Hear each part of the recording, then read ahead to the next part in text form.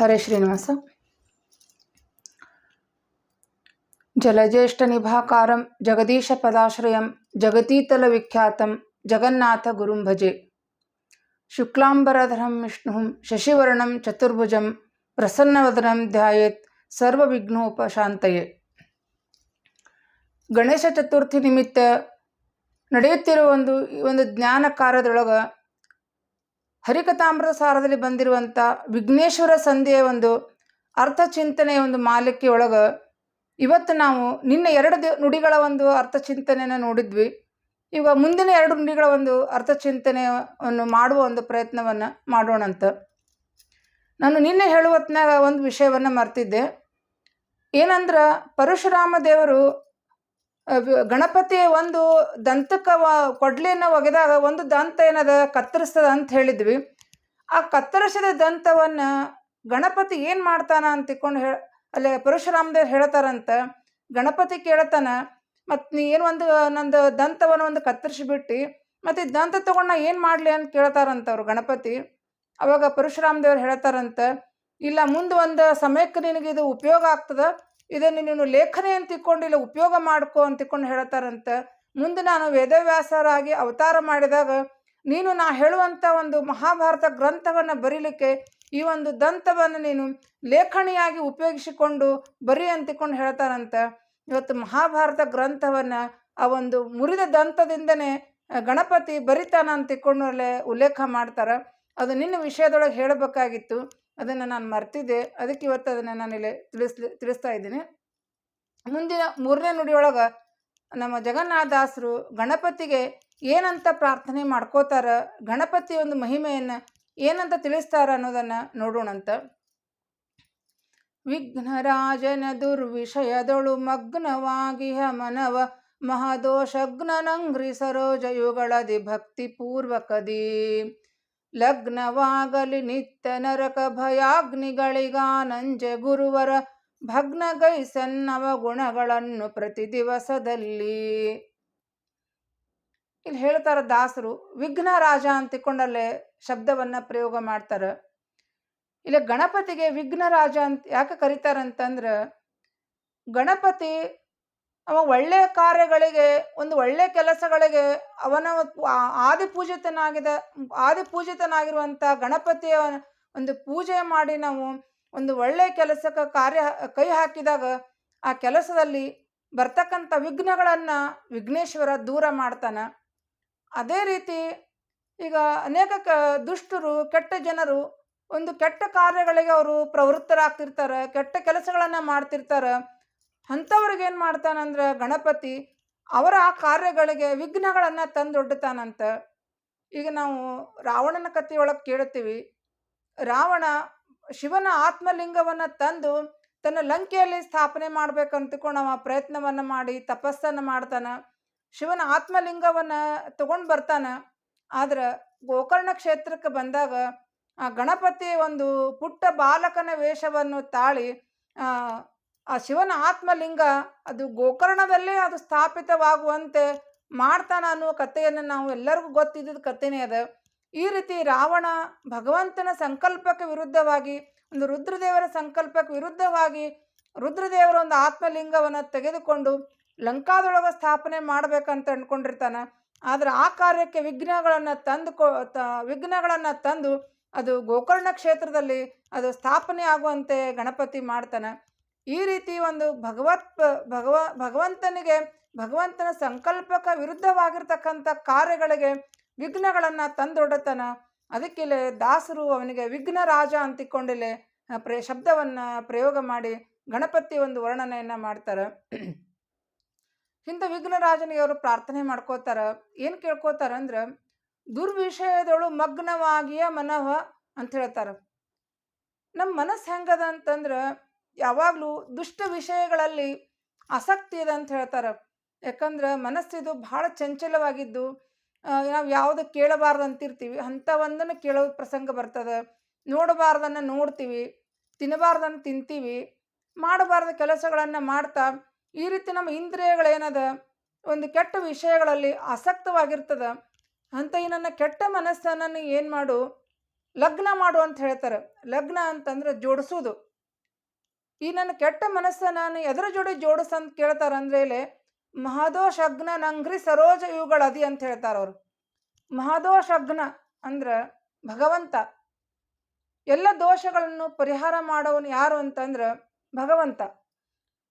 ಪಾಪ ಕರ್ಮವ ಸಹಿಸುವಡೆ ಲಕ್ಷ್ಮೀಪತಿಗೆ ಸಮರಾದ ದಿವಿಜರ ಈ ಪಯೋಜ ಭವಾಂಡದೊಳಗ ಅವಲ್ಲಿ ನಾ ಕಾಣೆ ಗೋಪ ಗುರುವಿನ ಮಡದಿ ಭೃಗು ನಗ ಚಾಪ ಮೊದಲಾದವರು ಮಾಡಿದ ಅಪರಾಧ ಎಣಿಸಿದನೇ ಕರುಣಾ ಸಮುದ್ರ ಹರಿ ಅಂತಿಕೊಂಡು ಹೇಳ್ತಾರ ಜಗನ್ನಾಥದಾಸರು ಕರುಣಾಸಂಧಿ ಒಳಗ. ಅಂದ್ರ ತಾರಾದೇವಿ, ಬೃಹಸ್ಪತಿಯ ಪತ್ನಿ ತಾರಾದೇವಿ, ಭೃಗು ಋಷಿಗಳು, ರುದ್ರದೇವರು, ಚಂದ್ರ, ಎಂತೆಂಥವ್ರು ಇಂಥ ಅಪರೋಕ್ಷ ಜ್ಞಾನಿಗಳ ಮಾಡಿರುವಂಥ ಮಹಾಪಾಪಗಳನ್ನೇ ಭಗವಂತ ಕ್ಷಮಾ ಮಾಡಾನಂತ. ಅಂತ ಎಲ್ಲ ನಮ್ಮ ದೋಷಗಳನ್ನು ಕೂಡ ಏನದ ಭಗವಂತ ಅವನ ಕಳಿತಾನಂತ. ನಾವು ಭಕ್ತಿಯಿಂದ ಭಗವಂತನ ಸ್ಮರಣೆಯನ್ನು ಮಾಡಿದ್ರೆ, ಅವನನ್ನು ಭಗವಂತನಲ್ಲಿ ಭಕ್ತಿಪೂರ್ವಕವಾಗಿ ಅವನ ಸ್ಮರಣೆಯನ್ನು ಮಾಡಿದ್ರೆ ನಮ್ಮ ಪಾಪಗಳನ್ನೆಲ್ಲ ನಮ್ಮ ದೋಷಗಳನ್ನೆಲ್ಲ ಪರಿಹಾರ ಮಾಡ್ತಾನಂತ ಹೇಳ್ತಾರೆ ಭಗವಂತ. ನಾವು 18 ಪಾಪಗಳಂತ ಹೇಳ್ತಾರೆ. ಅಂಥ ಮಹಾ ದೋಷಗಳನ್ನು ಕೂಡ ಕಳೆಯುವ ಶಕ್ತಿ ಅದು ಭಗವಂತನಲ್ಲಿ ಅದ. ಭಗವಂತನಿಗೆ ಮಾಡುವಂಥ ಭಕ್ತಿಯೊಳಗೆ ನಮಗೆ ಅದು ಭಗವಂತ ನಮ್ಮ ಪಾಪಗಳನ್ನ ಪರಿಹಾರ ಮಾಡುವಂಥ ಶಕ್ತಿ ಭಗವಂತನಲ್ಲಿ ಮಾಡೋ ಭಕ್ತಿಯಲ್ಲೇ ಅದ ಅಂತ ಹೇಳ್ತಾರೆ. ಅದಕ್ಕೆ ನಮ್ಮ ಪಾಪಗಳನ್ನು ನಮ್ಮ ದೋಷಗಳನ್ನು ಕಳಿಬೇಕಂದ್ರೆ ನೀ ಏನು ಮಾಡ ಅಂತಂದ್ರೆ ಆ ಎಲ್ಲ ದೋಷಗಳನ್ನು ಕಳೆಯುವಂಥ ಆ ಭಗವಂತನ ಪಾದ ಕಮಲಗಳಲ್ಲಿ ನಮ್ಮ ಮನಸ್ಸನ್ನು ಲಗ್ನ ಮಾಡು ಅಂತ ಹೇಳ್ತಾರೆ. ನಮ್ಮ ಮನಸ್ಸನ್ನು ಭಗವಂತನ ಪಾದ ಕಮಲಗಳಲ್ಲಿ ಜೋಡಿಸು. ಹೆಂಗ ಭಕ್ತಿಪೂರ್ವಕತೆ ಅಂತ ಹೇಳ್ತಾರೆ. ಅಂದ್ರೆ ಭಕ್ತಿ ಎಂಬ ಕೊಂಡಿಯಿಂದ ನಮ್ಮ ಭಗವಂತನ ಪಾದ ಕಮಲಗಳಿಗೆ ನಮ್ಮ ಮನಸ್ಸನ್ನು ಜೋಡಿಸು ಅಂತಿಕೊಂಡಲ್ಲೇ ಪ್ರಾರ್ಥನೆ ಮಾಡ್ಕೋತಾರ. ಆಮೇಲೆ ನರಕ ಭಯಾಗ್ನಿಗಳಿಗಾನಂಜೆ ಅಂದ್ರೆ ನಮ್ಮ ನರಕ ಭಯ ಇವೆಲ್ಲ ಎದಕ್ಕೆ ಬರ್ತಾವಂತಂದ್ರೆ ನಮ್ಮ ಪಾಪಗಳೇ ನಮಗೆ ನರಕಗಳಿಗೆ ಮತ್ತು ನಮ್ಮ ಭಯಕ್ಕೆ ಕಾರಣ ಆಗಿರ್ತಾವ. ಅಂದ್ರೆ ಭಗವಂತನಲ್ಲಿ ನಾವು ಭಕ್ತಿಯನ್ನು ಮಾಡೋದ್ರಿಂದ ಭಗವಂತನ ಸ್ಮರಣೆ ನಮ್ಮೊಳಗಿತ್ತಂದ್ರೆ ಎಲ್ಲ ಪಾಪಗಳನ್ನು ಕಳೆಯುವ ಶಕ್ತಿ ಆ ಭಗವಂತನಿಗೆ ಇರುವ ಹೊತ್ನಾಗ ಈ ಭಯ ನರಕಕ್ಕೆ ಯಾಕೆ ಅಂಜಲಿ ಅಂತ ಕೇಳ್ತಾರ ಅವರು. ಶ್ರೀ ಮುಕುಂದನ ಪರಮ ಮಂಗಲ ನಾಮ ನರಕಸ್ಥರನ್ನು ಸಲುಹಿತು ಅಂತ ಹೇಳ್ತಾರ. ನಾರದರು ನರಕಕ್ಕೆ ಒಮ್ಮೆ ಹೋದಾಗ ನಾರದರು ಮಾಡುವಂಥ ನಾಮಸ್ಮರಣೆಯಿಂದನೇ ಅನೇಕ ನರಕದಲ್ಲಿರ್ತಕ್ಕಂಥ ನರಕವಾಸಿಗಳು ಕೂಡ ಅಲ್ಲಿಂದ ಉದ್ಧಾರ ಆದರು ಅಂತಿಕೊಂಡು ಕಥೆಯನ್ನು ನಾವು ಕೇಳ್ತೀವಿ. ಅಂತ ಭಗವಂತ ನಾಮಸ್ಮರಣೆಗೆ ಆ ನಮ್ಮ ಪಾಪಗಳನ್ನು ಕಳೆಯುವಂಥ ಶಕ್ತಿ ಇರೋ ಹೊತ್ನಾಗ ಆ ನರಕ ಎಂಬ ಭಯಕ್ಕನ ಯಾಕೆ ಅಂಜಲಿ ಅಂತ ಕೇಳ್ತಾರೆ ಅವರು. ನರಕ ಭಯಾಗ್ನಿಗಳಿಗೆ ಆನಂಜೆ. ಅದಕ್ಕೆ ನರಕನ ಅಂಜುವುದೇ ಇಲ್ಲ. ಅದಕ್ಕೆ ನನ್ನ ಮನಸ್ಸನ್ನು ನೀನು ಭಗವಂತನ ಪಾದ ಕಮಲಗಳಿಗೆ ಜೋಡಿಸಿದ್ರೆ ನನ್ನಲ್ಲಿರ್ತಕ್ಕಂಥ ಎಲ್ಲ ಕೆಟ್ಟ ವಿಷಯಗಳನ್ನು ದೂರ ಮಾಡಿ ನನ್ನ ಮನಸ್ಸನ್ನು ಭಗವಂತನ ಪಾದ ಕಮಲಗಳಿಗೆ ನೀನು ಜೋಡಿಸಿದ್ರಿಂದ ನಾ ಅದಕ್ಕೂ ಅಂಜುವುದಿಲ್ಲ ಅಂತ ಹೇಳ್ತಾರೆ ಅವರು. ಆಮೇಲೆ ಗುರುವರ ಅಂತಲೇ ಒಂದು ಶಬ್ದವನ್ನು ಪ್ರಯೋಗ ಮಾಡ್ತಾರೆ. ನಾವಿಲ್ಲಿ ತಿಳ್ಕೋಬಹುದು ಗುರುವರ ಅಂತಿಕೊಂಡು ಯಾಕಿಲ್ಲೇ ಜಗನ್ನಾಥದಾಸರು ಶಬ್ದವನ್ನು ಪ್ರಯೋಗ ಮಾಡ್ತಾರಂತಂದ್ರೆ, ಈಗ ಗೋಪಾಲದಾಸರು ಜಗನ್ನಾಥದಾಸರ ಗುರುಗಳವರು. ತಮ್ಮ 40 ವರ್ಷದ ಆಯುರ್ದಾನವನ್ನು ಜಗನ್ನಾಥದಾಸರಿಗೆ ನೀಡಿ ಅವರಿಗೆ ಬಂದಿರತಕ್ಕಂಥ ಉದರ ಬೇನೆಯನ್ನು ಪರಿಹಾರ ಮಾಡಿ ನಮಗೆ ಹರಿಕಥಾಮೃತಸಾರ ಎಂಬ ಮೇರು ಗ್ರಂಥವನ್ನು ಜಗನ್ನಾಥದಾಸರು ಇವತ್ತು ಬರೆದು ನಮಗೆ ಕೊಟ್ಟಾರಂದ್ರೆ ಅದಕ್ಕೆ ಕಾರಣರಾದವರು ಗೋಪಾಲದಾಸರು. ಅದಕ್ಕೆ ಗೋಪಾಲದಾಸರು ಯಾರು ಅಂತಂದ್ರೆ ಅವರು ಗಣಪತಿಯ ಒಂದು ಅಂಶದವರು. ಅದಕ್ಕಿಲ್ಲೇ ಗುರುವರ ಅಂತಿಕೊಂಡ ಶಬ್ದವನ್ನು ಪ್ರಯೋಗ ಮಾಡಿ ತಮ್ಮ ಗುರುಗಳಾಗಿರ್ತಕ್ಕಂಥ ಗೋಪಾಲದಾಸರ ಸ್ಮರಣೆಯನ್ನು ಕೂಡ ಇಲ್ಲಿ ಜಗನ್ನಾಥದಾಸರು ನಮಗೆ ತಂದು ಕೊಡ್ತಾರೆ. ಅಂದರೆ ಗಣಪತಿ ಅಂದ್ರೆ ಕೇವಲ ಒಬ್ಬರ ದೇವತೆ ಅಲ್ಲದೆ ಅವರನ್ನು ಗುರುಗಳು ಅಂತ ಕೂಡ ಇಲ್ಲಿ ಜಗನ್ನಾಥದಾಸರು ಪ್ರಾರ್ಥನೆಯನ್ನು ಮಾಡ್ಕೋತಾರೆ. ಜಗನ್ನಾಥದಾಸರಿಗೆ ಅಷ್ಟೇ ಅಲ್ಲ, ನಮಗೂ ಕೂಡ ಗಣಪತಿ ಗುರುಗಳು. ಯಾಕಂದ್ರೆ ನಮ್ಮಲ್ಲಿರ್ತಕ್ಕಂಥ ಎಲ್ಲ ಅವಗುಣಗಳನ್ನು ದೂರ ಮಾಡಿ ನಮಗೆ ಒಂದು ಜ್ಞಾನ ಭಕ್ತಿ ಮಾರ್ಗದಲ್ಲಿ ನಡೆಸುವಂಥ ಒಬ್ಬರ ದೇವತೆ, ವಿದ್ಯೆ ಬುದ್ಧಿಯನ್ನು ಕೊಟ್ಟು ಜ್ಞಾನ ಮಾರ್ಗದಲ್ಲಿ ನಡೆಸುವಂಥವರು ಗಣಪತಿ. ಅದಕ್ಕೆ ನಮಗೂ ಕೂಡ ಗುರುಗಳಾಗ್ಯಾರ. ಮತ್ತು ಅಷ್ಟೇ ಅಲ್ಲದೆ ಇವತ್ತು ಮಹಾಭಾರತ ಗ್ರಂಥ 1,00,000 ಶ್ಲೋಕವನ್ನು ಬರೆದಿರುವಂಥ ಮಹಾಭಾರತ ಗ್ರಂಥವನ್ನು ಬರೆದಿರುವಂಥ ಗಣಪತಿ ನಮಗೆ ಗುರುಗಳೇ ಆಗ್ತಾರೆ. ಯಾಕಂದ್ರೆ ಮಹಾಭಾರತ ಗ್ರಂಥದ ಮಹಿಮೆ ಅಂಥದ್ದು ಅಪಾರವಾಗ್ಯದ. ಅದು ಇವತ್ತು ನಮ್ಮ ಕೈಗೆ ಸಿಕ್ಕದ. ಅದರಲ್ಲಿ ಶ್ಲೋಕವನ್ನು ನಾವಿವತ್ತು ಅಧ್ಯಯನ ಪಾರಾಯಣ ಮಾಡ್ತೀವಂದ್ರೆ ಅದಕ್ಕೆ ಕಾರಣರಾದವರು ಗಣಪತಿ. ಅದಕ್ಕೆ ಈ ರೀತಿಯಿಂದ ಕೂಡ ನಮಗೆ ಗಣಪತಿ ಗುರುವರ ಅಂತಿಕೊಂಡಿಲ್ಲಿ ನಾವು ತಿಳ್ಕೊಬೋದು ಅಂತಿಕೊಂಡಿಲ್ಲಿ ಜಗನ್ನಾಥದಾಸರು ನಮಗೆ ತಿಳಿಸಿಕೊಡ್ತಾರೆ. ಗುರುವರ ಭಗ್ನಗೈಸನ್ ಅವಗುಣಗಳನ್ನು ಪ್ರತಿ ದಿವಸದಲ್ಲಿ ಅಂತ ಹೇಳ್ತಾರೆ ಅವರು. ಈ ರೀತಿ ನೀ ವಿಘ್ನ ರಾಜ ಇದ್ದಿ, ನೀ ಎಲ್ಲ ಕೆಟ್ಟ ಕಾರ್ಯಗಳಿಗೆ ವಿಘ್ನಗಳನ್ನು ಹೇಗೆ ತಂದು ಕೊಡ್ತಿ, ಹಾಗೆ ನನ್ನ ಮನಸ್ಸಿನಲ್ಲಿರ್ತಕ್ಕಂಥ ಅವಗುಣಗಳಿಗೆ ಕೂಡ ನೀನು ಭಗ್ನವನ್ನು ಮಾಡು, ಎಲ್ಲ ಅವಗುಣಗಳನ್ನೆಲ್ಲ ದೂರ ಮಾಡು ಪ್ರತಿ ದಿವಸದಲ್ಲಿ ಅಂತ ಹೇಳ್ತಾರೆ. ಯಾಕೆ ಮ್ಯಾಲೂ ಹೇಳ್ತಾರೋ ಲಗ್ನವಾಗಲಿ ನಿತ್ಯ. ಭಗವಂತನ ಪಾದ ಕಮಲಗಳಿಗೆ ನಮ್ಗೆ ಭಕ್ತಿ ಹೆಂಗೆ ಬರ್ಬೇಕಂದ್ರೆ ನಿತ್ಯದಲ್ಲಿ ಬರ್ಬೇಕಂತ.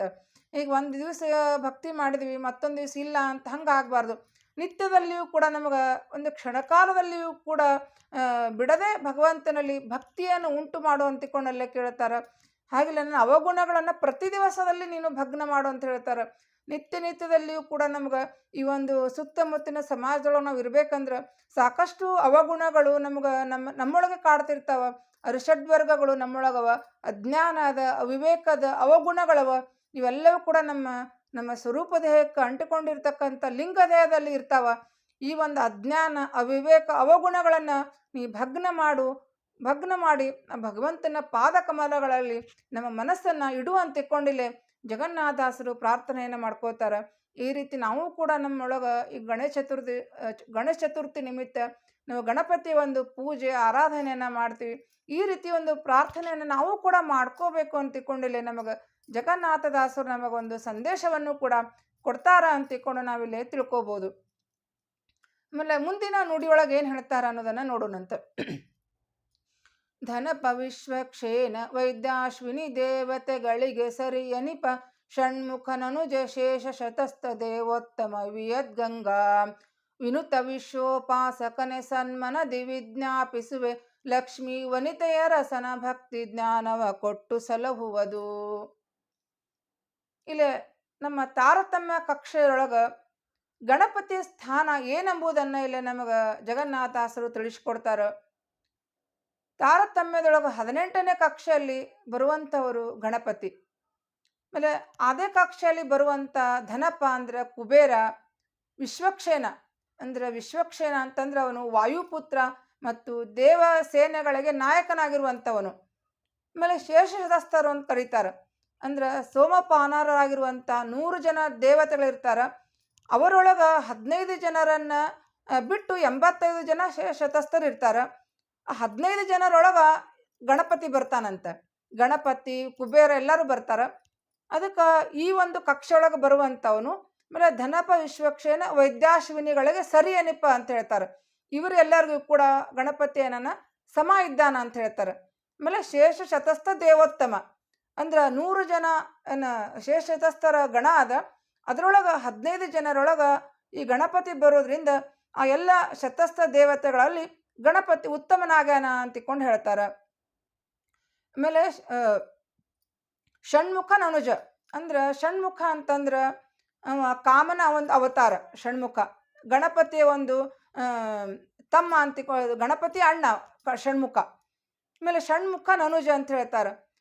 ಗಣಪತಿಯ ಒಂದು ಅಣ್ಣ ಅಂತಂದ್ರೆ ಕಾಮ ಅಂತಂದ್ರೆ ಅವನು 10ನೇ ಕಕ್ಷೆಯೊಳಗೆ ಬರ್ತಾನೆ. ಕಾಮ ಗಣಪತಿ 18ನೇ ಕಕ್ಷೆಯೊಳಗೆ ಬರ್ತಾನೆ. ಅಂದ್ರೆ ಕಾಮ ಏನದ ಗಣಪತಿಗಿಂತ ಒಂದು ಹೆಚ್ಚಿನ ಕಕ್ಷೆಯಲ್ಲಿ ಬರುವಂಥವನು ಇದ್ದಾನ. ಮತ್ತು ಅದಕ್ಕಿಂತ ಏನದ ಗಣಪತಿಗೆ ಏನಾಗ್ಯಾನವ ಅಣ್ಣಗ್ಯಾನ ಅಂತಿಕೊಂಡು ಹೇಳ್ತಾರೆ. ಈಗ ನಾವು ಸಾಮಾನ್ಯವಾಗಿ ಒಂದು ಕಥೆಯನ್ನು ಕೇಳ್ತೀವಿ. ಒಂದ್ಸರಿ ಶಿವ ಪಾರ್ವತಿ ಕೂತಿದ್ರು. ಅವಾಗ ಇದ್ರೊಳಗೆ ನಿಮ್ಮ ಷಣ್ಮುಖಗ ಮತ್ತು ಗಣಪತಿಗೆ ಒಂದು ಸ್ಪರ್ಧೆನ ಇಡ್ತಾರಂತೆ. ನಿಮ್ಮೊಳಗೆ ಯಾರು ಬುದ್ಧಿವಂತರಿದ್ದಾರ ನೋಡೋಣ ಅಂತಿಕೊಂಡು ಪರೀಕ್ಷೆ ಮಾಡುವ ಹೊತ್ನ್ಯಾಗ ಷಣ್ಮುಖ ಹೋಗಿ ಇಡೀ ಜಗತ್ತವನ್ನೇ ಪ್ರದಕ್ಷಿಣೆ ಮಾಡ್ಕೊಂಡು ಬರ್ತಾನಂತ. ಅವಾಗ ಗಣಪತಿ ಏನದ ಅಲ್ಲೇ ಇರ್ತಕ್ಕಂಥ ತನ್ನ ಶಿವ ಪಾರ್ವತಿಯರಿಗೆ ಪ್ರದಕ್ಷಿಣೆಯನ್ನು ಮಾಡಿ ನನ್ನ ತಂದೆ ತಾಯಿನೇ ನನಗೆ ಭೂಮಂಡಲ ಅಂತಿಕೊಂಡು ಪ್ರದಕ್ಷಿಣೆ ಹಾಕ್ತಾನ ಅಂತಿಕೊಂಡು ಕಥೆಯನ್ನು ಕೇಳಿ ಅದರೊಳಗೆ ನಾವು ಏನು ಮಾಡ್ತೀವಿ, ಗಣಪತಿನೇ ಬಹಳ ಬುದ್ಧಿವಂತ ಅಂತಿಕೊಂಡಲ್ಲೇ ಷಣ್ಮುಖನನ್ನು ನಾವು ಸ್ವಲ್ಪ ಗಣಪತಿಗಿನ ಕೆಳಗಿನ ದೃಷ್ಟಿಯೊಳಗೆ ನೋಡುವಂಥ ಒಂದು ಕಥೆಯನ್ನು ನಾವು ಕೇಳ್ತೀವಿ. ಆದ್ರೆ ನಿಜವಾಗ್ಲೂ ಅದು ಕಥೆ ಹಾಗೆ ಬರೋದಿಲ್ಲ. ನಮ್ಮ ಪುರಾಣಗಳ ಪ್ರಕಾರ ಹೇಳೋದು ಕಥೆ ಏನಂತಂದ್ರೆ, ಒಂದ್ಸಲ ರುದ್ರದೇವರು ಯಾಗವನ್ನು ಮಾಡ್ತಿರ್ತಾರಂತ. ಆವಾಗ ಅವರು ಗಣಪತಿಗೆ ಹೇಳ್ತಾರಂತ, ಈ ಯಾಗಕ್ಕೆ ನೀನು ಎಲ್ಲ ದೇವತೆಗಳಿಗೂ ಕೂಡ ಒಂದು ಆಮಂತ್ರಣವನ್ನು ಕೊಟ್ಟು ಬಾ ಅಂತಿಕೊಂಡು ಹೇಳಿದಾಗ ಗಣಪತಿ ವಿಚಾರ ಮಾಡ್ತಾನಂತ. ದೇವತೆಗಳಂದ್ರೆ 33 ಕೋಟಿ ದೇವತೆಗಳಿದ್ದಾರಂತ ಹೇಳ್ತಾರೆ. ಎಲ್ಲ ದೇವತೆಗಳಿಗೆ ನಾನು ಹೆಂಗೆ ಹೇಳಕ್ಕೆ ಸಾಧ್ಯದ ಅಂತಿಕೊಂಡು ಅವ ವಿಚಾರ ಮಾಡ್ತಾನೆ ಬುದ್ಧಿವಂತ ಗಣಪತಿ. ನನ್ನ ತಂದೆ ತಾಯಿಯೊಳಗೆ ಎಲ್ಲ ದೇವತೆಗಳು ಇದ್ದಾರೆ, 33 ಕೋಟಿ ದೇವತೆಗಳು. ಅದಕ್ಕೆ ನಾನು ಇಲ್ಲೇ ನಿಂತು ಎಲ್ಲ ದೇವತೆಗಳಿಗೂ ಆಮಂತ್ರಣವನ್ನು ಕೊಡ್ತೀನಿ ಅಂತಿಕೊಂಡು ಹೇಳಿ ಅಲ್ಲೇ ತಮ್ಮ ತಂದೆ ತಾಯಿಗಳ ಮುಂದೆ ನಿಂತು ಅವರಲ್ಲಿ ಇರ್ತಕ್ಕಂಥ 33 ಕೋಟಿ ದೇವತೆಗಳಿಗೆ ಆಮಂತ್ರಣವನ್ನು ಕೊಡ್ತಾನಂತೆ. ಮತ್ತು ಗಣಪತಿ ಆಕಾಶಕ್ಕೆ ಅಭಿಮಾನಿ. ಆಮೇಲೆ ಆಕಾಶದಲ್ಲಿರ್ತವಂಥ ತನ್ಮಾತ್ರ ಯಾವುದಂದ್ರೆ ಶಬ್ದ. ಅಂದ್ರೆ ಗಣಪತಿ ಅಲ್ಲಿ ನಿಂತವ ಹೇಳಿದ್ದನ್ನು ಅದು ಆಕಾಶದಲ್ಲಿರ್ತಕ್ಕಂಥ ಅಂದರೆ ಎಲ್ಲ ದೇವತೆಗಳಿಗೂ ಕೂಡ ಅದು ಶಬ್ದ ಒಂದು ಕೇಳಿಸ್ತದಂಥದ್ದು. ಶಬ್ದದ ಮೂಲಕ ಎಲ್ಲ ದೇವತೆಗಳಿಗೂ ಕೂಡ ಆ ಗಣಪತಿ ಒಂದು ಆಮಂತ್ರಣ ಕೇಳಿ ಎಲ್ಲ ದೇವತೆಗಳು ಕೂಡ ಒಂದು ಯಾಗಕ್ಕೆ ಬರ್ತಾರೋ ಅನ್ನೋ ಕಥೆಯನ್ನು ನಾವು ಪುರಾಣಗಳಲ್ಲಿ ಕೇಳ್ತೀವಿ. ಅಂದರೆ ನಾವು ಷಣ್ಮುಖನಕ್ಕಿಂತ ಗಣಪತಿಯನ್ನು ನಾವು ಹೆಚ್ಚಿನ ಸ್ಥಾನದಲ್ಲಿ ನೋಡಬಾರ್ದು. ಯಾಕಂದರೆ ಷಣ್ಮುಖನಕ್ಕಿಂತ ಗಣಪತಿ ಕೆಳಗಿನ ಕಕ್ಷೆಯೊಳಗೆ ಬರ್ತಾನೆ. ಅದಕ್ಕೆ ಇಲ್ಲಿ ಷಣ್ಮುಖ ನನುಜ ಅಂತಿಕೊಂಡಿಲ್ಲೇ ನಮಗೆ ಜಗನ್ನಾಥ ದಾಸರು ಇಲ್ಲೇ ಅವರ ಗಣಪತಿಯ ಮತ್ತು ಕಾಮನ ಅಂತ ಸ್ಥಾನವನ್ನು ನಮಗೆ ತಿಳಿಸಿಕೊಡ್ತಾರೆ. ಯಾಕಂದ್ರೆ ಷಣ್ಮುಖ ಅಂದ್ರೆ ಕಾಮನ ಅವತಾರ. ಕಾಮ 10ನೇ ಕಕ್ಷೆಯೊಳಗೆ ಬರ್ತಾನೆ, ಗಣಪತಿ 18ನೇ ಕಕ್ಷೆಯೊಳಗೆ ಬರ್ತಾನೆ. ಈ ಒಂದು ತಾರತಮ್ಯ ಜ್ಞಾನವನ್ನು ಕೂಡ ನಮಗಿಲ್ಲಿ ಜಗನ್ನಾಥ ದಾಸರು ನಮಗಿಲ್ಲಿ ತಿಳಿಸಿಕೊಡ್ತಾರೆ. ಆಮೇಲೆ ವಿಯದ್ಗಂಗಾ ವಿನೂತ ಅಂತ ಹೇಳ್ತಾರೆ. ಅಂದ್ರೆ ಗಣಪತಿ ನಂತರ ಕಕ್ಷೆಯಲ್ಲಿ ಬರುವಂಥವ್ರು ಯಾರು ಅಂತಂದ್ರೆ ವಿಯದ್ಗಂಗಾ, ಗಂಗಾದೇವಿ. ಆಕಾಶದಲ್ಲಿರ್ತಕ್ಕಂಥ ನದಿ ಅಂತಂದ್ರೆ ಗಂಗಾದೇವಿ. ಅಂದ್ರೆ ಗಣಪತಿ ಗಂಗೆಯಿಂದ ಕೂಡ ಅವನೇನು ಮಾಡ್ತಾನ, ವಿನೂತನಾಗ್ಯಾನ, ಸ್ತುತಿಸಲ್ಪಡ್ತಾನ ಅಂತಿಕೊಂಡು ಹೇಳ್ತಾರೆ. ಆಮೇಲೆ ವಿಶ್ವೋಪಾಸಕ ಅಂತಿಕೊಂಡು ಹೇಳ್ತಾರೆ. ವಿಶ್ವೋಪಾಸಕ ಅಂತಂದ್ರೆ ನಾವಿಲ್ಲಿ ತಿಳ್ಕೊಬೋದು. ನಿನ್ನೆ ಕೂಡ ಇದ್ರ ಬಗ್ಗೆ ನಾನು ಇಲ್ಲಿ ಉಲ್ಲೇಖವನ್ನು ಮಾಡಿದ್ದೆ. ಅಂದ್ರೆ ಇದನ್ನ ಶ್ರೀ ಮಧ್ವಾಚಾರ್ಯರು ಮಾಂಡೂಕ ಉಪನಿಷತ್ತಿನೊಳಗೆ ಇದನ್ನ ನಮ್ಗೆ ತಿಳಿಸಿಕೊಡ್ತಾರೆ. ಗಣಪತಿಗೆ ಯಾಕೆ ಒಂದು ಆನೆ ಮುಖ ಅದ ಅಂತಂದ್ರೆ ಗಣಪತಿ ಭಗವಂತನ ಒಂದು ವಿಶ್ವಂಭರ ನಾಮಕ ರೂಪವನ್ನು ಕೂಡ ಉಪಾಸನೆಯನ್ನ ಮಾಡಿ ಆ ಒಂದು ಗಣಪತಿ ಮುಖ ಗಜಮುಖವನ್ನು ಪಡೆದಾನಂತಿಕೊಂಡು ಹೇಳ್ತಾರೆ. ಗಣಪತಿ ವಿಶ್ವ ಮತ್ತು ತೈಜಸ ಇಬ್ಬರು ಮುಖಗಳು ಕೂಡ ಹೆಂಗವ ಅಂತಂದ್ರೆ 19 ಮುಖಗಳು ಅವ್ರಿಗೆ. ಅಂದ್ರೆ ಈ ಕಡೆ 9 ಈ ಕಡೆ 9 ಏನವವು ಮನುಷ್ಯರ ಮುಖಗಳಾಗ್ಯವ. ಮಧ್ಯದಲ್ಲಿ ಬರ್ತಕ್ಕಂಥ ಮುಖ ಏನದ ಅದು ಆನೆ ಮುಖ ಆಗದ. ಹಿಂಗಾಗಿ ಗಣಪತಿ ಏನದ ಆ ಒಂದು ವಿಶ್ವಂಭರ ನಾಮಕ ಒಂದು ವಿಶ್ವನಾಮಕ ಭಗವಂತನ ಉಪಾಸನೆಯನ್ನ ಮಾಡಿ ಅವನ ಧ್ಯಾನದಲ್ಲಿರುವ ಹೊತ್ನಾಗನೇ ಆ ಒಂದು ವಿಶ್ವನಾಮಕ ಭಗವಂತನ ಅವನಿಗೆ ದರ್ಶನ ಆಗ್ತದಂತ. ಆ ಸಂದರ್ಭದೊಳಗೆ ಆ ಭಗವಂತನಿಗೆ ಅವನು ಪ್ರಾರ್ಥನೆಯನ್ನು ಮಾಡ್ಕೋತಾನ. ನಾನು ಮುಂದಿನ ಕಲ್ಪದೊಳಗೆ ನಾನು ಅವತಾರ ಮಾಡಿದಾಗ ಈ ನಿನ್ನ ಗಜಮುಖವನ್ನೇ ನನಗೆ ಕೊಡು ಅಂತಿಕೊಂಡು ಕೇಳಿದಾಗ ಆ ಪ್ರಕಾರವಾಗಿ ಭಗವಂತ ಅವನಿಗೆ ಈ ಗಣಪತಿ ಅವತಾರದೊಳಗೆ ಅವನಿಗೆ ಗಜಮುಖವನ್ನು ಕೊಡ್ತಾನಂತ. ಮತ್ತು ಅಷ್ಟೇ ಅಲ್ಲದೆ ಕೂಡ ಗಣಪತಿ ಒಂದು ಉಪಾಸ್ಯ ಮೂರ್ತಿ ಯಾವುದಂತಂದ್ರೆ ಅದು ವಿಶ್ವನಾಮಕ ಭಗವಂತ. ಅದಕ್ಕೆ ನಾವು ಇವತ್ತಿಗೂ ಕೂಡ ನಾವು ಗಣಪತಿ ಒಂದು ಪೂಜೆಯನ್ನು ಮಾಡಬೇಕಾದ್ರೆ, ಗಣಪತಿ ಒಂದು ಉಪಾಸನೆಯನ್ನು ಮಾಡಬೇಕಾದ್ರೆ ಗಣಪತಿ ಅಂತರ್ಗತ ವಿಶ್ವಂಭರ ನಾಮಕ ಭಗವಂತ ಅಂತಿಕೊಂಡು ನಾವು ಗಣಪತಿ ಉಪಾಸನೆಯನ್ನು ಮಾಡಿದ್ರೆ ಅದರಿಂದ ಗಣಪತಿ ಬಹಳ ಪ್ರೀತ ಆಗ್ತಾನಂತ. ಕೇವಲ ಗಣಪತಿ ನೀನೇ ಸರ್ವೋತ್ತಮ, ನೀನೇ ಅಂತಿಕೋ ಎಲ್ಲ ಕೊಡಾವಂತಿಕೊಂಡು ಅವನು ಗಣಪತಿ ಪ್ರಾರ್ಥನೆಯನ್ನು ಮಾಡ್ಕೊಂಡ್ರೆ ಅದಕ್ಕೆ ಗಣಪತಿ ನಮಗೆ ಒಲಿಯುವುದಿಲ್ಲ. ಯಾಕಂದ್ರೆ ಯಾರೇ ದೇವತೆಗಳ ಉಪಾಸನೆಯನ್ನು ಮಾಡಿದ್ರು ಕೂಡ ಎಲ್ಲರೊಳಗೆ ನಿಂತು ನಮಗೆ ಅನುಗ್ರಹವನ್ನು ಮಾಡುವವನು, ನಮಗೆ ಪ್ರಸಾದವನ್ನು ಕೊಡುವವನು ಯಾರಂತಂದ್ರೆ ಅದು ಭಗವಂತನೇ ಕೊಡ್ತಿರ್ತಾನ. ಅದಕ್ಕೆ ನಾವು ಗಣಪತಿಯ ಒಂದು ಪ್ರಾರ್ಥನೆಯನ್ನು ಮಾಡಿಕೊಂಡ್ರು ಕೂಡ ಏನದ ನಿನ್ನಂತರ್ಗತ ವಿಶ್ವಂಭರ ನಾಮಕ ಭಗವಂತನಿಗೆ ಈ ಗಣಪತಿ ಪೂಜೆ ಸಲ್ಲಲಿ ಅಂತಿಕೊಂಡು ನಾವು ಅವನಿಗೆ ಪ್ರಾರ್ಥನೆಯನ್ನು ಮಾಡಿಕೊಂಡ್ರೆ ಅದಕ್ಕೆ ನಮಗೆ ಗಣಪತಿ ಹೆಚ್ಚು ಒಲಿತಾನ, ಹೆಚ್ಚು ನಮ್ಗೆ ಅನುಗ್ರಹ ಮಾಡ್ತಾನ ಅಂತಿಕೊಂಡು ನಾವಿಲ್ಲಿ ತಿಳ್ಕೊಬೋದು. ಅದಕ್ಕಿಂತ ವಿಶ್ವೋಪಾಸಕನಾದ ನೀನು ನಮಗೇನು ಅನುಗ್ರಹ ಮಾಡಂತಂದ್ರೆ ಲಕ್ಷ್ಮೀ ವನಿತೆಯರಸನ ಭಕ್ತಿ ಜ್ಞಾನವ ಕೊಟ್ಟು ಸಲಹುವುದು ಅಂತ ಹೇಳ್ತಾರೆ ಅವರು. ನಮಗೆ ಲಕ್ಷ್ಮೀಪತಿಯಾದ ಆ ಭಗವಂತನಲ್ಲಿ ಭಕ್ತಿ ಮತ್ತು ಜ್ಞಾನವನ್ನು ಕೊಟ್ಟು ನಮ್ಮನ್ನೇನು ಸಲಹು ಅಂತಿಕೊಂಡು ಕೇಳ್ತಾರೆ.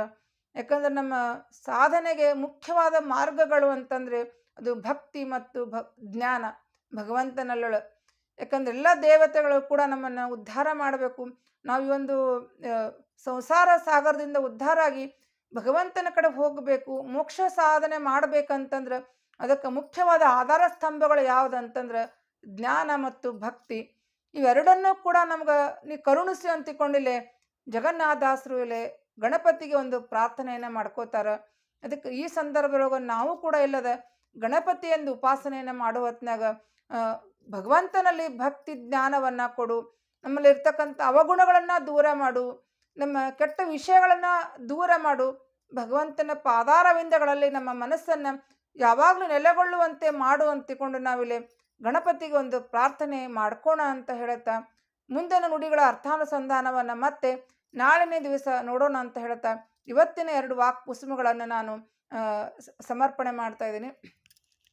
ಅತ್ಯಂತರ್ಗತ ಸಮಸ್ತ ಗುರುವಂತರ್ಗತ ವಿಘ್ನೇಶ್ವರ ಅಂತರ್ಗತ ವಿಶ್ವಂಭರ ಭಾರತೀಯ ಮುಖ್ಯ ಪ್ರಾಣಾಂತರ್ಗತ ವಿಘ್ನೇಶ್ವರ ಅಂತರ್ಗತ ವಿಶ್ವಂಭರ ನಾಮಕ ಅಭಿನ್ನ ಶ್ರೀ ಕೃಷ್ಣಾರ್ಪಣಮಸ್ತು. ಅಹಂ ಕರ್ತ ಹರಿಕರ್ತ ಅಹಂ ಕರ್ತ ಹರಿಕರ್ತ.